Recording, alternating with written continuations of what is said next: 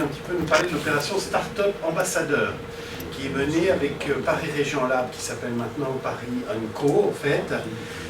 Paris Région Lab, c'est une structure qui finance l'innovation dans les startups, l'innovation dans la ville de Paris. Et qui notamment pilote une vingtaine d'incubateurs dans Paris, dont le labo d'édition avec lequel nous avons été partenaires et mené plusieurs opérations. Et dans ce cadre-là, on a mis en place avec Paris Région Lab, ex-Paris Région Lab, Paris Co maintenant, une opération qu'on va renouveler l'année prochaine qui s'appelle Startup Ambassadeur. Donc le principe de Startup Ambassadeur, c'est en fait un étudiant qui est sélectionné, qui a envie de vivre cette aventure, et à qui va accompagner toute l'année, qui va être coaché, c'est un échange de bons procédés, qui va être coaché par un chef d'entreprise, un dirigeant d'une start-up. Donc l'étudiant va consacrer un peu de temps pour la start-up, c'est-à-dire quelques heures par semaine, vous voyez, tout au long de l'année, en échange de quoi le dirigeant de la start-up, lui, va passer un peu de temps pour lui expliquer comment fonctionne sa start-up, comment il a, pour l'accompagner, le coacher, lui faire vivre de l'intérieur l'aventure de la création et de la gestion d'une entreprise innovante. Voilà. Donc c'est une expérience passionnante. Et je remercie Christina, parce que Christina est revenue vers nous d'elle-même en nous disant « J'aimerais faire part, je trouve que cette expérience était fantastique, j'aimerais en faire part, est-ce qu'il serait possible d'organiser une présentation, un retour d'expérience ?» Donc je suis ravi qu'elle me l'ait proposé. Je remercie aussi David, parce que je sais que quand on est chef d'entreprise de vente, on n'a pas beaucoup de temps à consacrer, donc il vient un petit peu nous faire part aussi de son regard aussi, ça c'est important, d'entrepreneur dans l'innovation. Alors David a fondé et gère une entreprise qui s'appelle DraftQuest, voilà, qui est une entreprise qui développe des solutions d'aide à l'écriture, donc pour aider à l'écriture de romans, de travaux éditoriaux. Donc je lui laisserai un petit peu plus précisément présenter son projet. Voilà. Donc voilà, je sais tout de suite la présentation, je laisse la place pour la présentation. Et puis je vous remercie. Merci à vous. Bonjour, je suis Christina. Du coup, je vais passer un peu rapidement sur ce qu'est Startup Ambassadeur. J'ai choisi de le faire parce qu'on l'a présenté, Paris Région Lab est venu me la présenter. Et j'ai un projet moi-même de créer mon entreprise à la fin du Master 2. Donc je trouvais que c'était intéressant de voir comment ça a fonctionné dans une start-up. Pour retirer une expérience. Donc j'ai choisi de le faire avec DraftQuest. Donc si jamais ça vous intéresse, c'est super. Les gens de Paris Région Lab sont très très ouverts. Vraiment, ils adorent que les étudiants viennent, etc. C'est vraiment pas du tout fermé. Fabien est super sympa et il peut vous aider à choisir votre start-up. Moi, il m'a proposé quelques boîtes et il y en a plein. S'il y a 20 incubateurs, il y a vraiment quoi faire. Moi, je voulais que ça soit dans le monde de l'édition parce que c'est ce qui m'intéresse. Et j'ai choisi DraftQuest parce que j'ai trouvé le projet intéressant. J'avais à côté une autre boîte qui était vraiment très très différente de ça, donc j'ai pas spécialement accroché. Je me suis lancée, je savais pas du tout dans quoi j'allais parce que Startup Ambassadeur c'était la première année. Je savais vraiment pas du tout. On s'est rencontrés une première fois. C'était un peu bizarre au début, on savait pas ce qu'on allait faire. Le cadre était vraiment pas du tout défini. Et on s'est dit que comme moi je venais un peu du monde du graphisme, et qu'il n'avait pas trop ça dans sa boîte, on s'est dit qu'on allait partir sur des missions par rapport à la communication. Donc à l'époque il allait lancer son MOOC. Donc je ne sais pas si tout le monde sait ce qu'est un MOOC, c'est un cours en ligne. Donc là en l'occurrence pour écrire son roman en 8 semaines. Il allait lancer son MOOC, il allait lancer son manuel, bon, pour l'instant ils ne l'ont pas sorti, mais voilà, ce qu'il faut dire c'est qu'il a il a une maison d'édition à la base, qui est à la base du projet DraftQuest, qui est devenu une start-up à part. Et donc, il vous en parlera plus en détail après. Et donc on s'est dit que la mission qu'on allait se donner tous les deux, c'était de bosser sur sa communication, qui est très faible pour le moment parce qu'il est un peu pris par beaucoup de choses. Et comme il est tout seul, il vient aussi, Clément a rejoint il n'y a pas longtemps, je ne sais plus, mais ça fait même pas longtemps, qui développe en fait le site et la web app qui est en ligne pour aider au quotidien les gens à écrire. Donc on s'est dit qu'on allait partir là-dessus. j'ai donc il y a un étudiant et un fondateur, mais l'étudiant peut ramener aussi d'autres personnes qui sont intéressées par cette expérience. Ça peut être d'autres étudiants, ça peut être des gens qui ne sont pas du tout étudiants, des gens qui sont juste intéressés de travailler avec une start-up. Voilà, c'est une expérience de 4 mois. On n'y donne pas beaucoup, enfin on s'arrange en fait. Bon, c'est vraiment calé en fonction de nos disponibilités. J'ai donné quelques heures par semaine, on se voyait, on faisait un point. On faisait un point une fois par mois, voilà, physique. On se donnait des missions à chaque fois et j'ai intégré dans cette expérience 2 autres personnes qui sont les personnes avec qui je veux monter mon entreprise après. Et ce qui a été intéressant, c'est que on était 3 et maintenant on n'est plus que 2. Parce que en fait, on s'est rendu compte, notamment avec le travail avec DraftQuest, mais aussi notre travail à côté de pour notre projet à nous, on s'est rendu compte qu'en fait, on n'arrivait pas à travailler ensemble. La 3e personne n'avait pas du tout la même manière de penser et elle n'avait surtout pas la même manière start-up. Et en fait, une start-up, ça a vraiment un mode de fonctionnement qui est complètement différent d'une grosse entreprise. Et cette 3e personne avait déjà 3 ans d'expérience en tant que graphiste dans une boîte où elle faisait qu'exécuter des choses très marketing. Et en fait, on n'arrivait pas à s'entendre sur le fait que dans une start-up, on va peut-être tenter des choses même si elles ne sont pas finies, que tout n'est pas très cadré, évidemment, c'est difficile de tout planifier exactement, et donc on s'est rendu compte de ça. Et donc c'était aussi ce que nous vendait un peu Startup Ambassador, et au final ça a été le cas, c'est-à-dire de tester une équipe en fait, sans forcément s'engager dans quoi que ce soit, parce qu'on teste pendant 4 mois de bosser ensemble et on se rend compte si ça fonctionne ou pas. Donc voilà.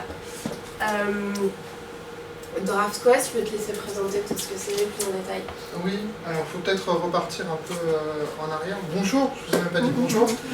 Donc je m'appelle David et initialement moi j'étais enseignant-chercheur en philosophie et plus précisément en philosophie de l'art, et j'ai fait une thèse sur la psychologie de la créativité. Et parallèlement, quand j'étais au lycée, quand j'étais étudiant, j'ai toujours dirigé les revues étudiantes ou les revues littéraires des établissements où j'étais. Et je me suis rendu compte que mon temps de loisir était finalement toujours plus important que mon temps d'études. Donc dans mon temps d'études, je faisais de la philo, dans mon temps de loisir, je faisais des revues.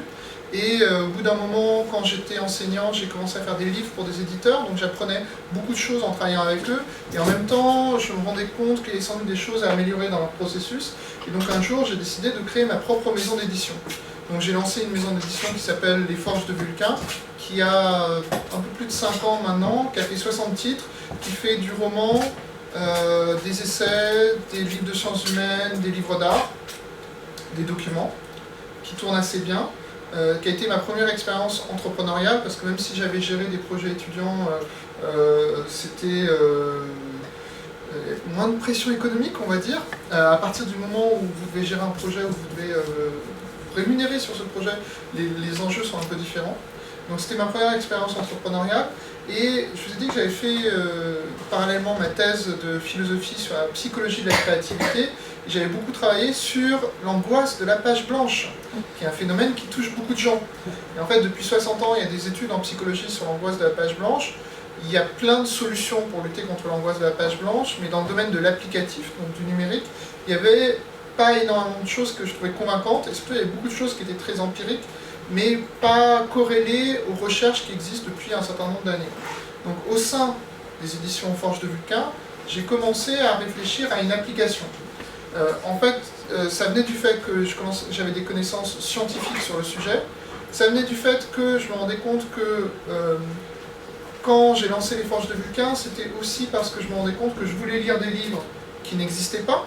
Donc je me disais, les éditeurs sont vraiment très mauvais, ils ne sélectionnent pas ces livres-là. Et en fait, je me suis rendu compte que quand on reçoit des manuscrits, personne n'écrit les manuscrits que j'imaginais un jour publier. C'est-à-dire que je reçois environ 500 manuscrits par an, pour les romans uniquement. Et c'est toujours des choses qui ne correspondent pas du tout à ce que je cherche. Mais par contre, je me suis rendu compte que très souvent, les manuscrits qu'on m'envoyait avaient le même type d'erreur, parlaient des mêmes choses. En fait, il y avait une famille de 5 ou 6 manuscrits type, et je pouvais classer les 500 dans ces 5 ou 6 manuscrits. Et ce que j'imaginais publier un jour, c'était un 7e, un 8e, un 9e type qui n'était pas dans ce que je recevais. Donc en fait, je me rendais compte que une première innovation dans l'édition, ça pouvait être de remonter plus haut dans la chaîne du livre, c'est-à-dire dans quelque chose qui est considéré comme hors de la chaîne du livre, qui est l'auteur. C'est-à-dire remonter vers l'auteur, et que ce projet innovant va me permettre de remonter vers l'auteur. C'est-à-dire la chaîne du livre, normalement, c'est l'éditeur, le diffuseur, le distributeur, le libraire, le lecteur. Enfin, oui, c'est ça. Grosso modo, la chaîne du livre, c'est ça. Et l'auteur est souvent considéré comme étant avant, c'est-à-dire on ne s'interroge pas trop sur l'auteur. Le CNL, le Centre National du Livre, peut donner des aides à la résidence, des choses comme ça, mais finalement, on ne réfléchit pas énormément sur ça. L'idée, c'était de remonter la chaîne. Et en fait, tout ça, c'est concrétisé au détour vraiment d'une opportunité. C'est que un jour, le Motif, qui est un des agents, une des agences de la région Île-de-France qui s'occupe du livre sur la région Île-de-France, m'a appelé et m'a dit, voilà, le labo de l'édition, qui est un incubateur, qui se crée, cherche des candidats, il n'en a pas assez. Comme vous, vous êtes jeune, et que vous avez une maison d'édition, vous êtes sans doute innovant. Ce qui n'est pas du tout vrai, puisque en fait, on peut innover à tout âge, et surtout, ce qui est assez étonnant, c'est que quand on est jeune, il n'y a pas beaucoup d'innovateurs parmi les très jeunes, parce que quand on sort de ses études, on veut faire des choses vraiment très carrées, comme on les a appris dans ses études, et c'est souvent le truc qui peut être un obstacle à l'innovation. Donc en fait, j'ai commencé à réfléchir à un projet, je me suis dit, il y a ma thèse, il y a ce problème pour aider les auteurs, il y a, voilà, et tout ça s'est concrétisé autour d'un projet qui s'appelle DraftQuest, que j'ai présenté à Paris Région Lab, pour le labo de l'édition. Donc je suis passé devant toutes les étapes de commission qui évaluent si c'est pas trop fantaisiste, si les gens peuvent porter le projet, parce qu'on peut avoir des super idées et pas les personnes pour l'exécuter, puisqu'en fait une idée a zéro valeur, ce qui a de la valeur c'est l'exécution d'une idée. Si vous voulez, je peux vous créer 100 idées géniales par jour, mais je n'aurai pas les moyens de les exécuter. Et il vérifie aussi si à un moment ou à un autre c'est quelque chose qui a une rentabilité économique. Donc on est passé par là, on est rentré en incubation d'abord au labo de l'édition, qui fait ce qu'on appelle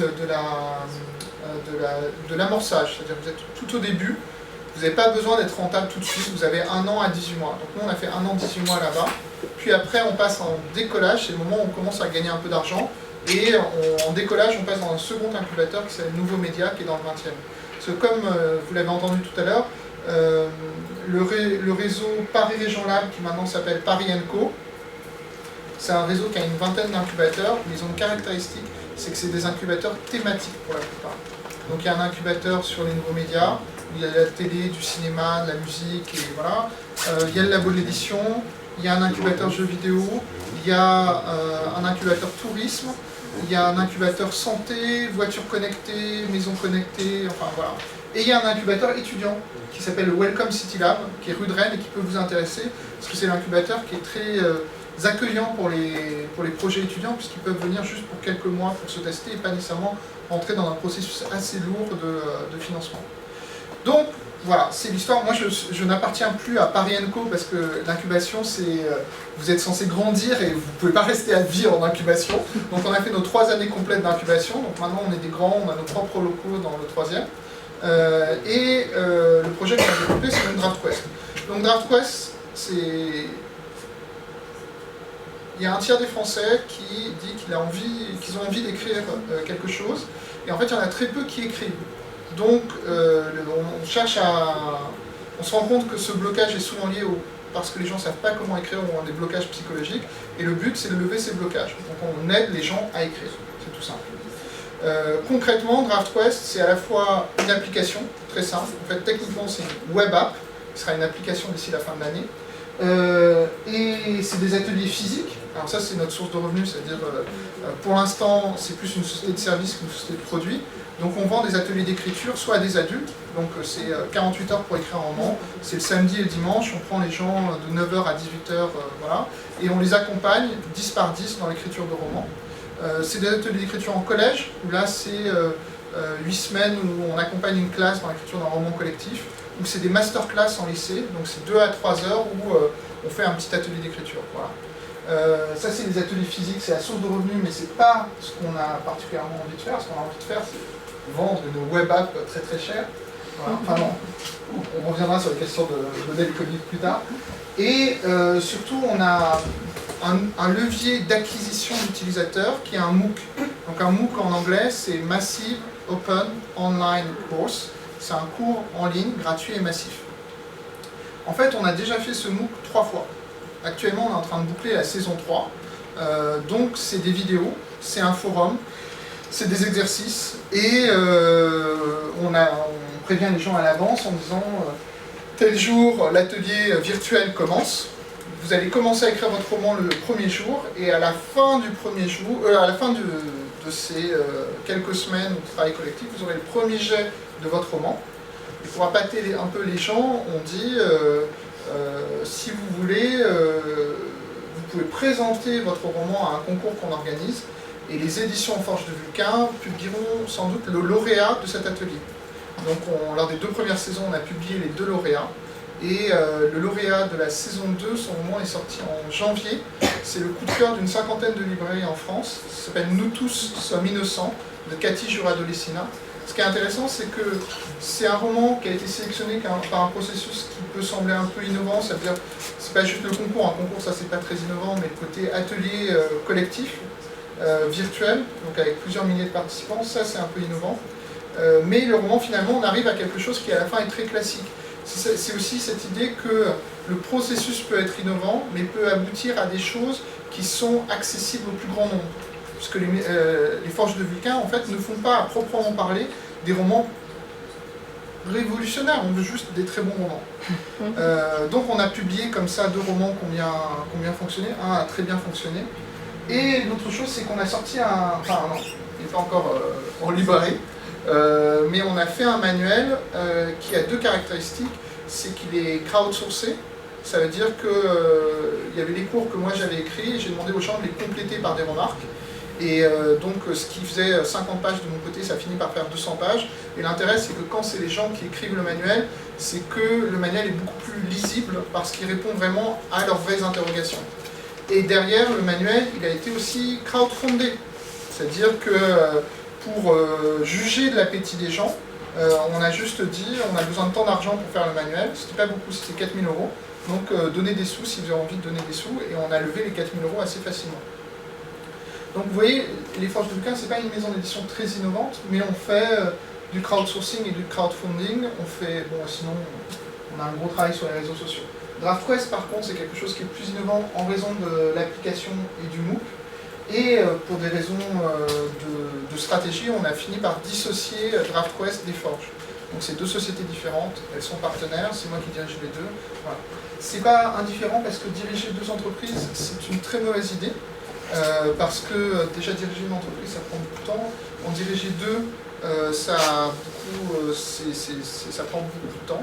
Par contre, ça a des bénéfices parce que quand vous faites plusieurs entreprises, alors généralement il faut les faire dans le temps, c'est que chaque fois qu'on crée une entreprise, on acquiert une expérience sur comment on gère une entreprise et voilà. Et donc c'est clair que DraftQuest va beaucoup plus vite que les Forges. Et DraftQuest a une organisation très différente des Forges puisque les Forges on avait levé beaucoup d'argent. Donc dès que vous avez beaucoup d'argent à gérer, vous avez beaucoup de contraintes et c'est très lourd de manœuvrer, vous perdez en agilité. Par contre, DraftQuest c'est une structure minimale dont l'idée c'était, avant d'avoir accès au crédit, avant de demander à nos proches de mettre de l'argent dedans, puisque DraftQuest en tout on a mis 6 000 € dedans, ce qui est très peu par rapport aux Forges, où en tout en 5 ans on a mis 200 000 €. Donc vous voyez c'est des états des ordres de grandeur différents, mais avec 6 000 € ça nous a permis d'acquérir environ 4 500 utilisateurs réguliers et à partir de ce moment-là de régulièrement tester des choses pour savoir ce que les gens étaient prêts à acheter, combien ils étaient prêts à acheter, et voilà. Et une fois que l'argent rentre, là vous pouvez investir. Alors donc il y a ce défaut on n'est pas nombreux pour faire, mais on reste sur une structure qui est très agile et souple, c'est-à-dire on peut changer très rapidement la structure de la boîte selon les besoins. C'est-à-dire que si finalement on se rend compte que ce qu'il faut faire pour fonctionner c'est des ateliers, bah on peut faire venir des gens dans l'équipe qui vont faire des ateliers, les rémunérer ou les missionner.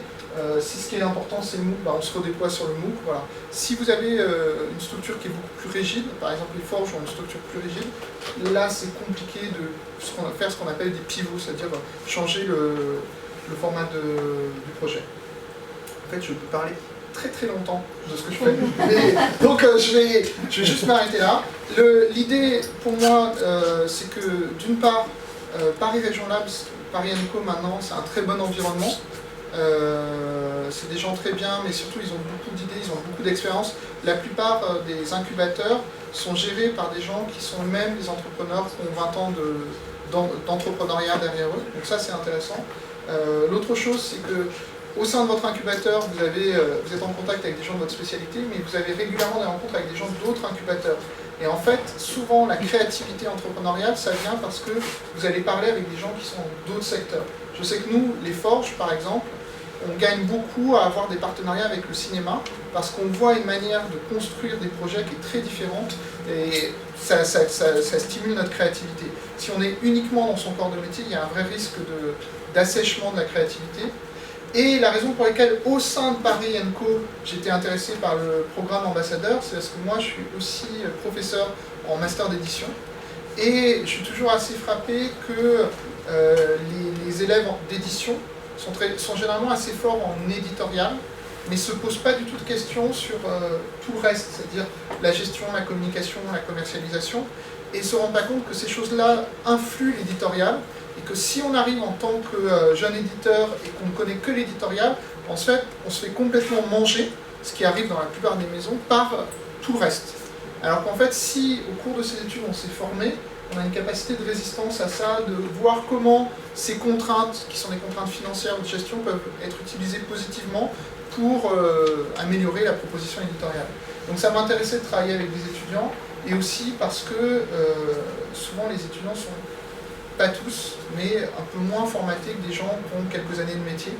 Et surtout dans l'édition, qui est un secteur très traditionnel, où la vie de l'édition française, ça consiste à dire « vous ne pouvez pas faire cela, ça ne marchera jamais », et quelqu'un qui un mois après vous prouve que c'est tout à fait faisable et qu'au contraire c'est une grande source de succès. Voilà, donc c'était ma raison pour aller vers Startup Ambassadeur.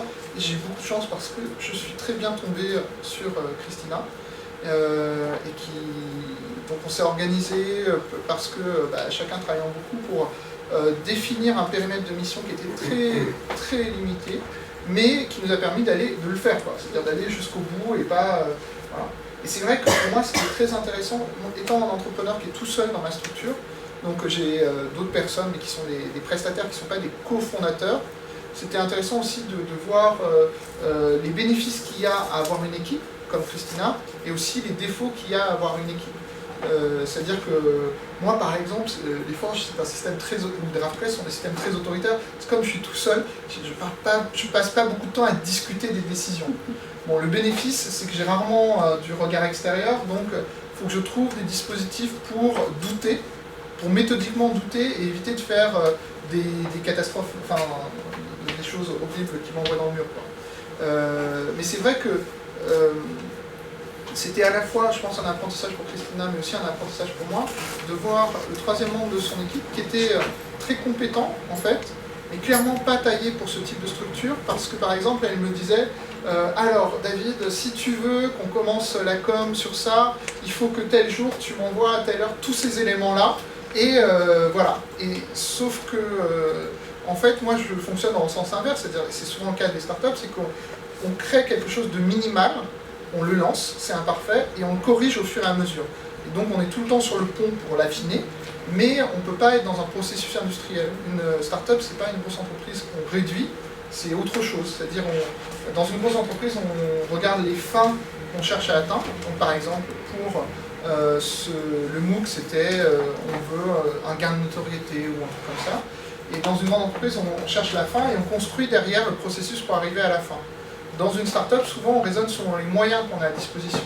Donc les moyens à disposition au sein de DraftQuest, par exemple, c'est que moi j'étais enseignant, donc étant enseignant, j'aime bien donner cours, j'aime bien suivre les élèves, j'aime bien leur poser des questions sur ce qu'ils comprennent, ne comprennent pas.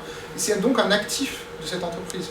Et la start-up, elle reflète souvent les dispositions personnelles, intellectuelles et de caractère du fondateur.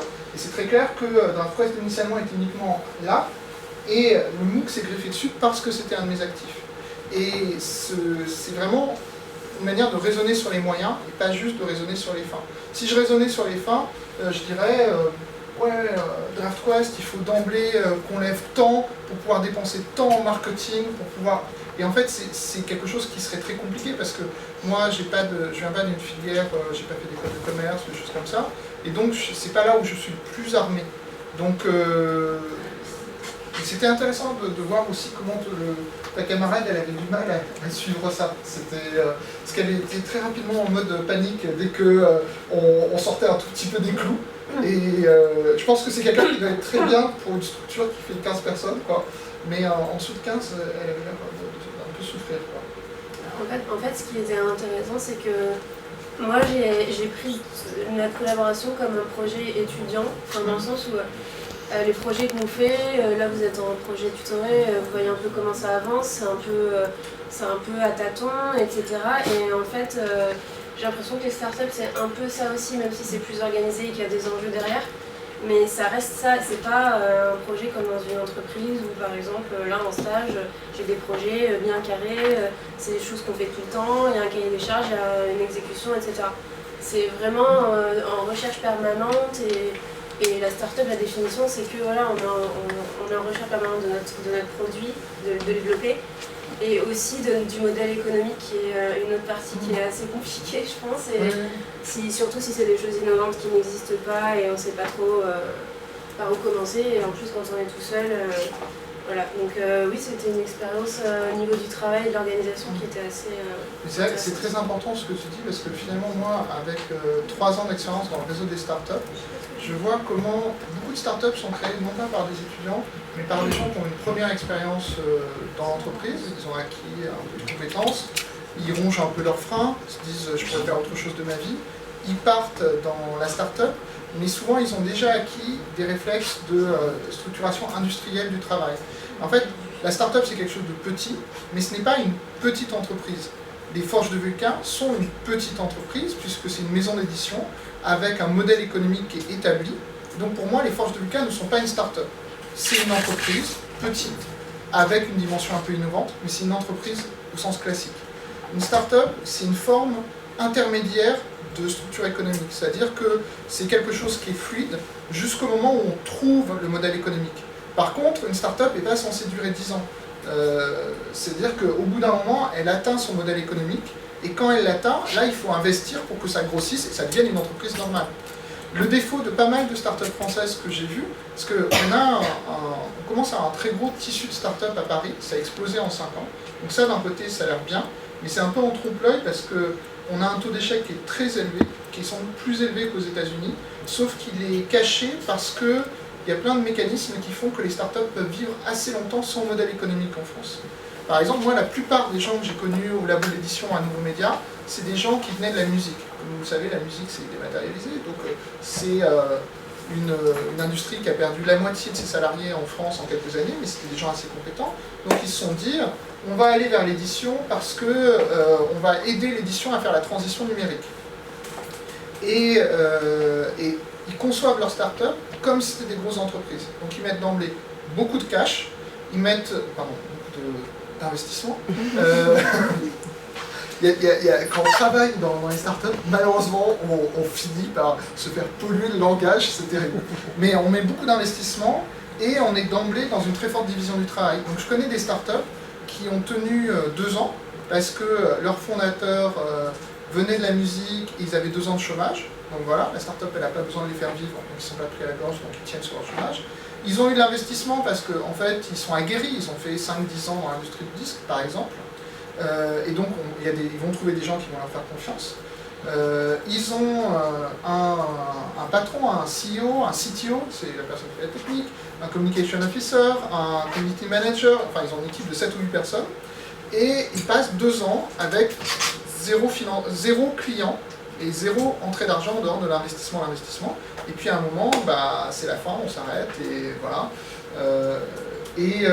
Moi, en fait, l'avantage d'être passé par les forges, c'est que je voyais toute la difficulté qu'il y a quand vous avez trop d'argent à gérer, qu'il fallait plutôt faire ce que font beaucoup de startups américaines, c'est-à-dire avoir des structures très agiles et très légères au début. Il faut vraiment garder ça à l'esprit, c'est-à-dire que la startup, c'est une forme transitoire qui doit arriver à un moment d'industrialisation quand on a trouvé le modèle économique. Mais il faut le trouver.